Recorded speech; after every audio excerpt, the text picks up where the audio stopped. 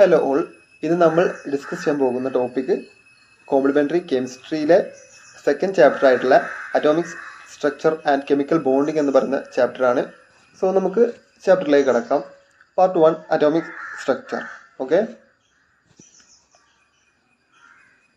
1911 Rutherford എന്ന് പറയുന്ന scientist നമുക്കറിയാം nuclear model of atom propose ചെയ്തു.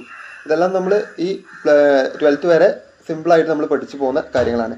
അതായത് Rutherford alpha particle scattering experiment എന്ന് പറയുന്ന ഒരു എക്സ്പെരിമെൻ്റ് ചെയ്തു. എന്നിട്ട് അദ്ദേഹത്തിന് 3 ഒബ്സർവേഷൻസ് ലഭിച്ചു. അതായത് ആൽഫ പാർട്ടിക്കിൾ ഗോൾഡ് ഫോയിലൂടെ കടന്നു പോകുമ്പോൾ most of the particle pass through the gold foil without any deviation.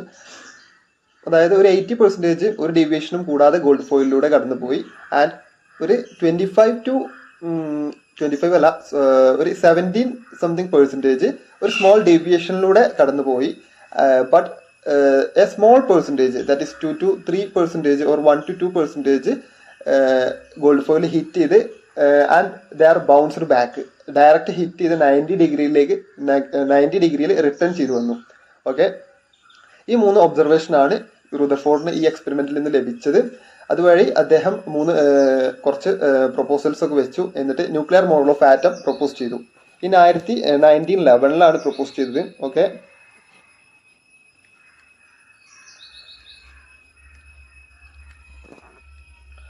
and according to nuclear model of atom, most of the mass of all positive charge of atom are concentrated in a very small central core called nucleus. അതായത് ഒരു ആറ്റത്തിന്റെ most of the positive ചാർജും അതുപോലെ തന്നെ most of the masses എല്ലാം അടങ്ങിയിരിക്കുന്നത് ആറ്റത്തിന്റെ central പോർഷനിലാണ്. And this central portion is called nucleus. Okay, and which is only 1/10,000 size of entire atom. ഒരു ആറ്റത്തിന്റെ എൻറ്റയർ സൈസിന്റെ 10,000-ൽ 1 ഭാഗം മാത്രമാണ് ന്യൂക്ലിയസിന്റെ സൈസ് എന്ന് നമുക്ക് പറയാം. And electrons sufficient in number to neutralize the positive charge of the nucleus around the nucleus are at relatively large distance from it. അതായത് ഒരു ന്യൂക്ലിയസിന് നമുക്കറിയാം പോസിറ്റീവ് ചാർജാണ് സെൻട്രൽ. അതുപോലെ തന്നെ നമുക്കറിയാം ഒരു ആറ്റം ഇലക്ട്രിക്കലി ന്യൂട്രൽ ആണ്. സോ ഒരു ആറ്റത്തിൽ പോസിറ്റീവ് ചാർജ് ഉണ്ട്, but atom is electrically neutral ആണെന്ന് പറയണമെങ്കിൽ നമുക്കറിയാം ആ പോസിറ്റീവ് ചാർജിന്റെ അത്രയും ഒരു ആറ്റത്തിനുള്ളിൽ നെഗറ്റീവ് ചാർജ് ഉൾപ്പെട്ടിട്ടുണ്ടായിരിക്കണം. എങ്കിൽ മാത്രമേ ഒരു ആറ്റം ഇലക്ട്രിക്കലി ന്യൂട്രൽ ആവുകയുള്ളൂ. Okay, so that negative particles are called electrons. ഇതെല്ലാമാണ് റൂദർഫോർഡ് 1911 പ്രപ്പോസ് ചെയ്ത ന്യൂക്ലിയർ മോഡൽ ഓഫ് ആറ്റത്തിൽ ഉൾപ്പെട്ടിട്ടുള്ളത്. സോ നമുക്ക് ഇൻട്രൊഡക്ഷൻ മാത്രമാണ് ഇത്. സോ നമുക്ക് കിടക്കാം.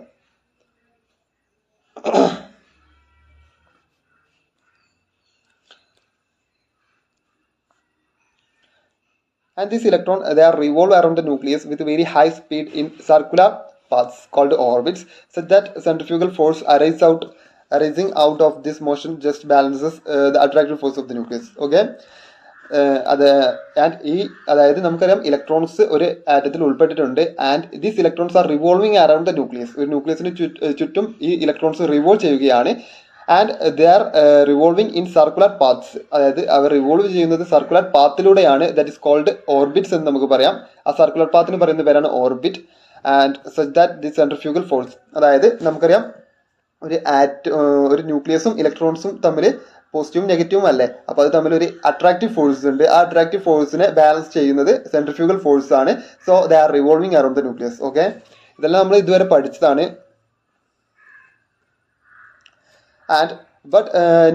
ബട്ട് റൂദർഫോർഡ് മോഡലിന് ഒരു ആറ്റത്തിന്റെ സ്റ്റെബിലിറ്റിയെ മാത്രം എക്സ്പ്ലെയിൻ ചെയ്യാൻ സാധിച്ചില്ല. സോ നമുക്കറിയാം റൂദർഫോർഡ് മോഡലിന്റെ വൺ ഓഫ് ദ മെയിൻ പോരായ്മയാണ് ദിസ്. അതായത് ഒരു ആറ്റത്തിന്റെ സ്റ്റെബിലിറ്റിയെ ഡിസൈൻ ചെയ്യാൻ റൂദർഫോർഡ് മോഡലിന് കഴിഞ്ഞില്ല. എന്തുകൊണ്ടെന്നാൽ, അതായത് നമ്മളെല്ലാം +2 ഡീറ്റെയിൽ ആയത് പഠിച്ചതാണ്. അതായത് Rutherford model is based on classical electromagnetic തിയറിയുടെ ബേസിലായിരുന്നു. സോ നമുക്കറിയാം according to classical electromagnetic theory, electrons are the moving charged particles which should continuously emit radiation and lose energy and spirally into positive charged nucleus. അതായത് നമുക്കറിയാം, അതായത് electrons എന്ന് പറയുന്ന negatively charged particles, positive charge ആയിട്ടുള്ള ന്യൂക്ലിയസിന് ചുറ്റും circularly revolve ചെയ്യുകയാണ്. So നമുക്കറിയാം ഏതൊരു മോഷൻ, അതായത് ഒരു ആക്സിലറേറ്റിംഗ് പാർട്ടിക്കിളും, സോ നമുക്കറിയാം ഇവിടെ ക്ലാസിക്കൽ മെക്കാനിക്കലി നമുക്കറിയാം ഇലക്ട്രോൺസ്